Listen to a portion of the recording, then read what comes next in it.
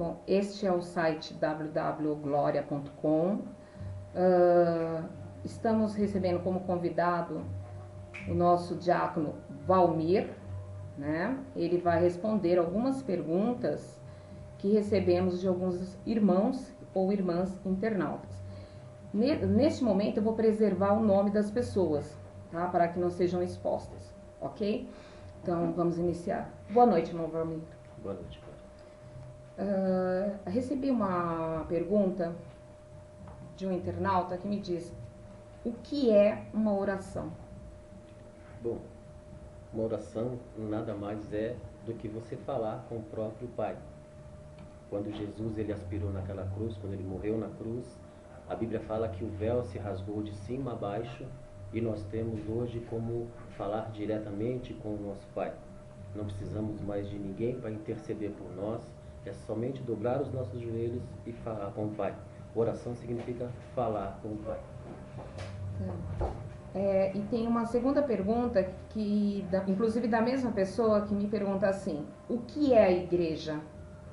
A igreja é um todo, e se somos nós.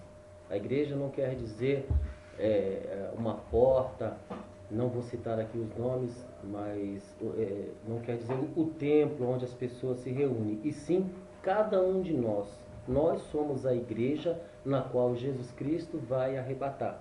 As portas vão ficar, as placas vão ficar, mas a igreja de Cristo, que somos nós, é a igreja que vai subir. Então a igreja somos nós. Exatamente, a igreja somos nós. É como se falasse assim: eu sou a igreja. Isso, exatamente. Eu sou a igreja de Cristo aqui na terra e eu sou a igreja que vai subir. Tá. No caso, a gente costuma jejuar, né? Até recebi essa pergunta também, coincidiu. O que é o jejum de fato e para que ele serve e como devemos jejuar? Porque às vezes tem gente que fala assim: vou fazer abstinência de algum alimento ou de alguma bebida. Isso também pode ser aceito como um jejum? Não, na verdade, o jejum, toda vez que você for jejuar, o jejum pede-se para que você dobre o seu joelho, para que você diga a finalidade, para que você está jejuando. Não é simplesmente ficar sem comer. Se você ficar sem comer, você vai estar fazendo apenas uma abstinência de um alimento, como você mesmo citou. Então o jejum ele tem que ter um fundamento, tem que ter um motivo. Toda vez que nós formos jejuar, nós dobramos os nossos joelhos, entregamos ao Pai. No decorrer desse jejum, temos que ter um tempo para estar lendo a Bíblia, nos alimentando da palavra, e ao término do jejum, nós entregarmos para o Pai, de Senhor, aqui eu entrego o meu jejum, entrego o propósito, a finalidade, tenho certeza que o Senhor vai abençoar. Então todas as vezes que nós jejuamos, é para com que nós venhamos cada vez mais nos aproximarmos de Deus. Cada vez que nós jejuamos, nós buscamos força para o nosso espiritual, deixando de lado a carne, ou seja, a cada vez mais você tem que sacrificar a tua carne. Como o nosso irmão Daniel, ele fez o jejum, ele não comeu da comida do rei. Ele e os seus amigos, ele e os seus homens, eles comeram apenas legumes, frutos e tiveram um êxito excelente. Quando foi fazer tipo de um exame, o rei viu que os homens de Daniel eram os homens mais saudáveis e não comeram outra comida a não ser fruta, legumes e vegetais. Perfeito. Inclusive teve uma certa vez uma pessoa encontrei, né? E ela me disse assim: quando você for jejuar, o certo é assim. Tem gente que costuma dizer que não, tem gente que não falar que não tomou banho, não precisa nem escovar os dentes nem nada. E a outra já me respondeu assim: você precisa estar bem, assim, levantar de manhã, tomar seu banho, escovar seus dentes. Aí a partir daí você começar o seu jejum. Qual dos dois é o certo? Na verdade, nós não temos que ser fariseu. O fariseu, ele botava a sua pior roupa e ia para a praça. O fariseu chegava na praça, fazia aquela cara de coitado, dizendo: olha, eu estou jejuando. Na verdade, quando você for jejuar, não precisa ninguém saber que você está jejuando.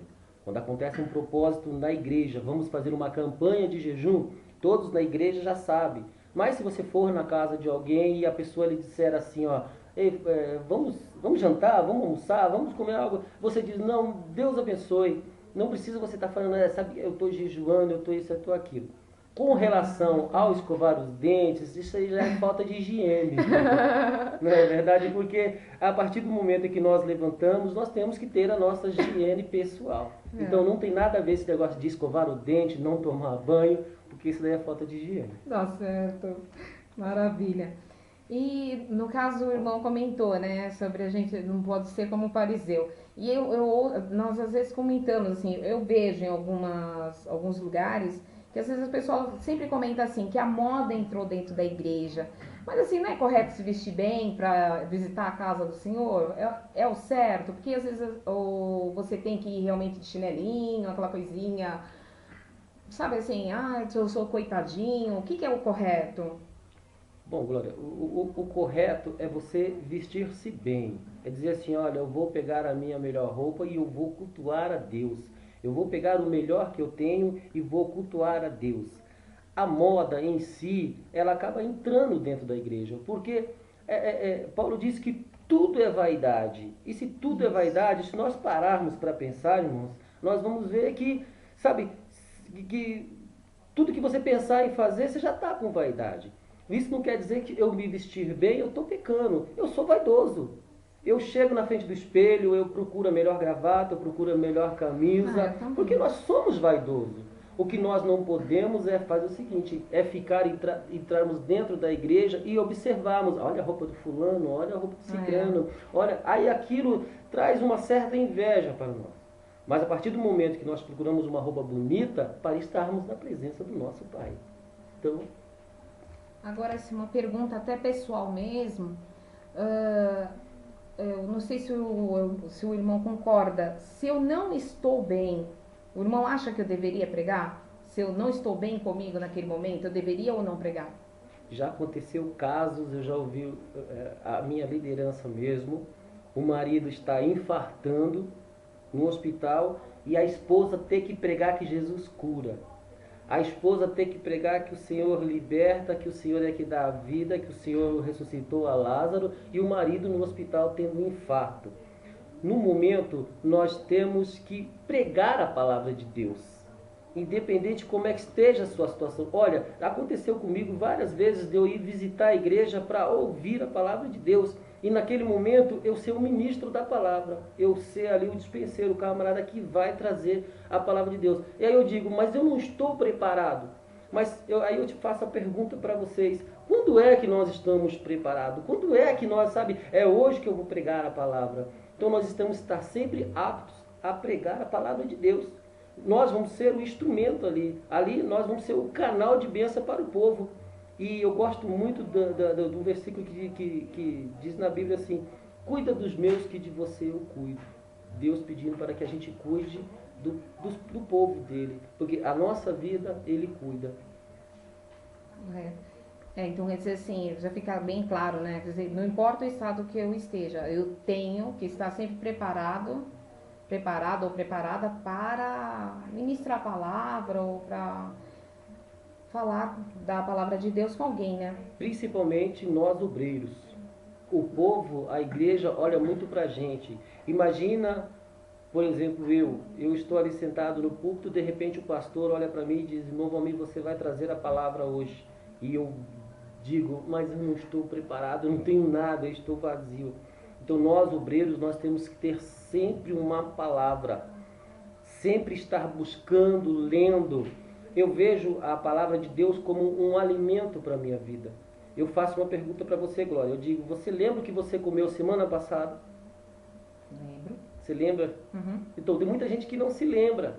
Dizer assim, tal dia o que é que você comeu? Eu não me lembro. Mas uma certeza é de que aquele alimento te deixou de pé. E a palavra que eu li há um mês atrás, talvez eu não me lembre agora, mas ele me deixou de pé espiritualmente. Então, quando eu estiver ministrando a palavra, o Espírito Santo vai fazer com que eu me recorde sempre das vezes que eu li a Bíblia, das vezes que eu busquei, e aí ele começa a revelar para você e você vai passando para a igreja. Então, a receita é estar sempre buscando, lendo a Bíblia. Ah, mas eu não vou pregar, mas lê a Bíblia, se alimente. O que é que o Senhor disse para Josué? Josué, o meu servo Moisés é morto.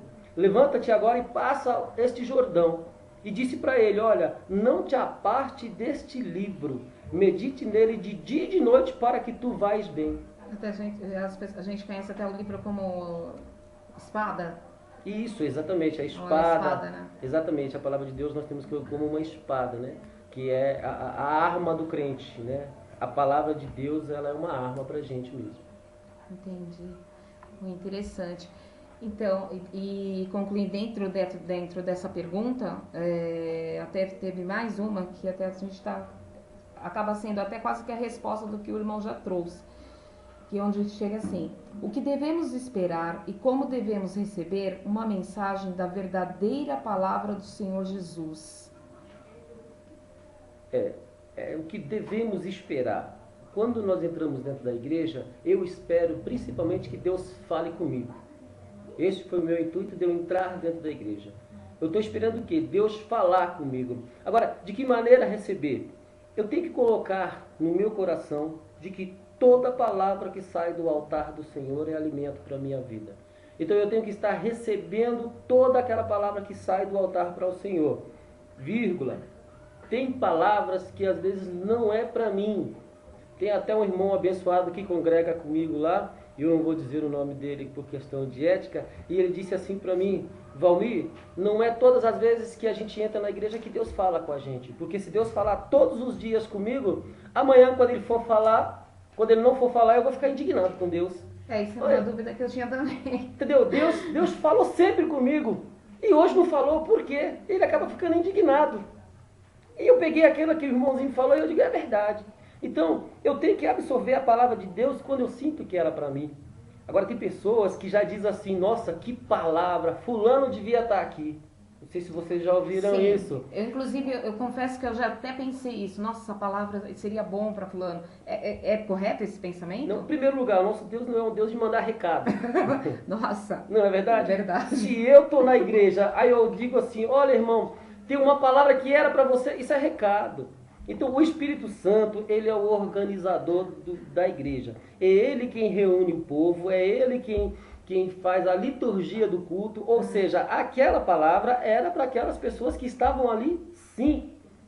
Lógico, tem pessoas que vai aceitar, vai comer aquela palavra. Tem gente que já não vai comer, aí diz, não foi para mim, foi para fulano. Não foi para fulano, foi para Cicrano e Beltano. Aquela palavra não era para quem ficou em casa, e sim para quem estava na igreja. Eu achei até interessante a colocação do irmão ter colocado, né? Que Deus não manda recado. Porque, de fato, assim, já teve vezes, assim, de eu ir congregar, ir a alguma igreja pensando, assim, sabe? Falar assim, puxa vida, se fulano tivesse aqui, essa palavra seria bom para ela. Uhum. Não, fulano que tinha que estar aqui. E eu não. E às vezes, na verdade, a palavra está sendo até para mim. Exatamente. Então, né? Exatamente. Nós temos muito isso, sabe? Nossa, que palavra, não foi para mim, mas era para fulano de tal. Principalmente quando é exortação, né? Exatamente. Quando é bênção, não. A É bênção era para mim. Quando a bênção era para mim, mas se for exortação, não era minha, não.